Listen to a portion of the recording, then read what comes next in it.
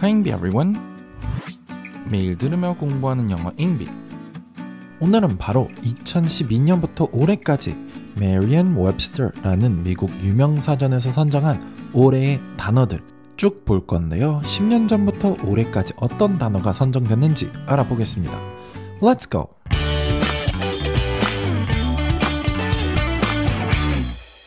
오늘은 10년 동안 선정된 올해의 단어들을 볼 건데요.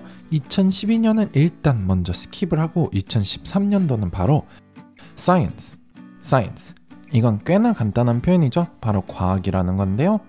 2012년도에는 과학이라는 단어가 왜 급상승했는지 아시려면 그때 당시 떠올렸던 또 다른 단어들을 아셔야 됩니다. 그건 바로 climate change. 기후변화라는 표현이죠. 이때부터 본격적으로 문제가 된다라고 얘기가 더 많아지면서 집중적으로 해결하려고 많이 했죠. 그렇지만 그러면서 또 거론된 단어가 바로 pseudoscience. 이 앞에 pseudo라는 단어가 바로 가짜, 저희가 사실 흔히 사용하는 사이비라는 의미와 같은 단어입니다. 그래서 실제가 아니라 가짜인 걸 표현하는데요. 그래서 기후변화는 가짜다라면서 이런 유사과학, 의사과학, 결국 실제가 아닌 그런 과학 기반으로 표현하는 것들을 이렇게 많이 사용했습니다. 그래서 그렇게 2013년에 단어가 선정되었고요.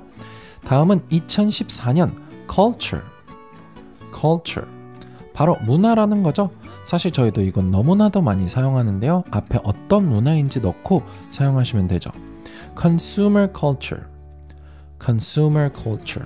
소비자 문화에서 어떤 습관들이 있는지를 알아볼 수 있고요. celebrity culture. 연예인 문화 그리고 팬들의 고유 문화들을 함께 어울려서 사용할 수 있고요. work culture. 직장 문화도 이렇게 많이 표현할 수 있습니다. 다음은 2015년 ism. 이건 사실 어떤 단어의 끝을 마무리할 때 많이 사용하는데요. 제가 처음에 2012년을 스킵했던 이유는 이거와 겹치기 때문입니다. 주로 이렇게 ism으로 끝나는 단어들은 주로 어떤 철학, 시스템, 무엇주의라고 하는 것들인데요. 그래서 유명한 socialism, capitalism 이게 바로 12년도 단어들이었습니다. 사회주의와 자본주의, 그래서 이 두 개 사이에서 대부분의 나라들이 팽팽한 긴장감과 장점을 모두 사용하려 하기 때문에 많이 사용하는데요. 그 밖에도 이와 비슷한 게 feminism, 우리도 그 다음 해에 많이 나오기 시작한 페미니즘과 terrorism, 점점 전 세계에서 늘어나는 테러 사건 때문에 이런 단어도 많이 사용했습니다. 그래서 이런 ism으로 끝나는 단어들이 모두 2015년엔 많이 사용했다 해서 이렇게 단어로 선택이 되었고요. 그걸 이어서 2016년은 surreal.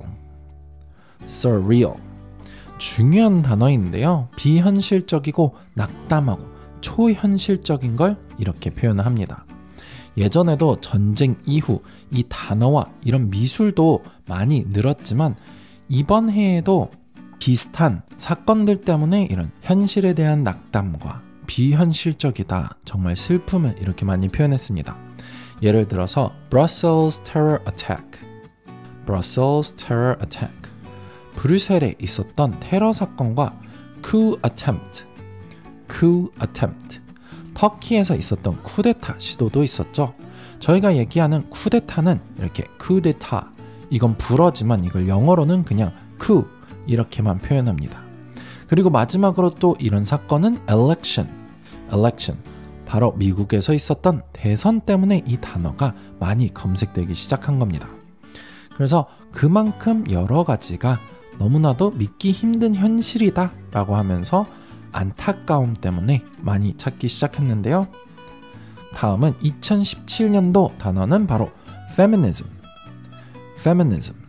이건 너무나도 많은 나라에서 일어난 붐으로 바로 이런 여성 인권과 성평등에 대한 이야기가 나오기 시작하며 많이 사용했는데요.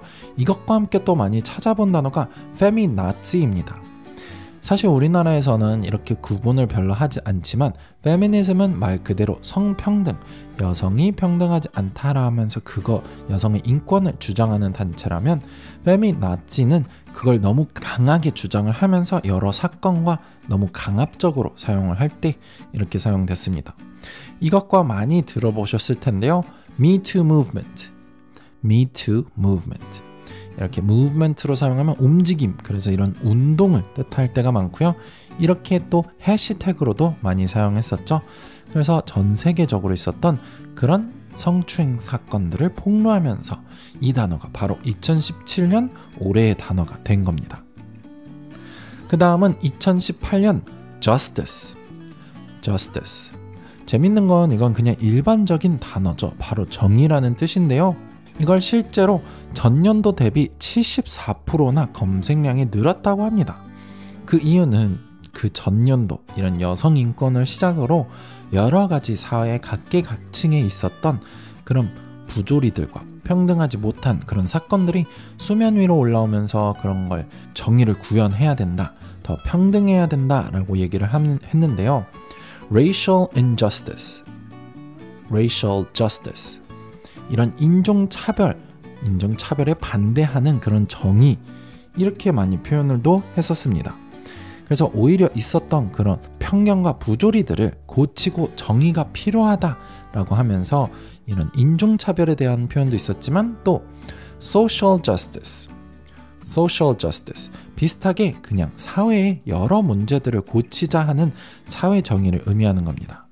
그렇지만 또 재밌게도 미국에서는 대법원 판사들을 바로 justice, 이렇게도 표현을 하는데요. 그렇기 때문에 이때 당시에 트럼프 대통령이 고르는 판사 때문에 많은 사람들이 검색하고 주목을 했었습니다. 다음은 2019년 They. 이것도 굉장히 재밌죠. 너무나도 작년에 이어서 일반적인 단어를 선택했는데요. 전년 대비 313% 검색량이 늘었습니다. 그들이라는 의미지만 이건 바로 영어에서 성별 없이 제3자를 부르는 단어가 없기 때문에 그런 gender neutral, 성중립적인 표현이 없어서 이 표현을 그 대신 사용했는데요. 대체해서 non-binary,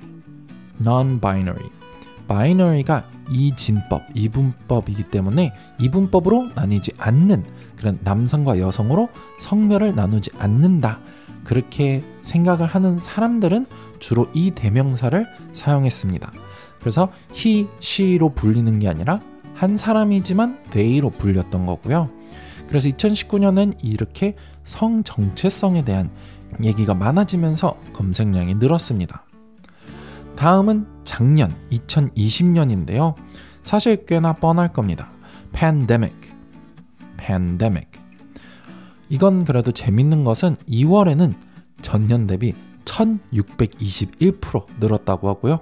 5월쯤에는 4000% 검색량이 늘었고 하반기가 됐을 때쯤에는 115,806% 늘었다고 합니다. 정말 어마어마하게 검색량이 는 건데요.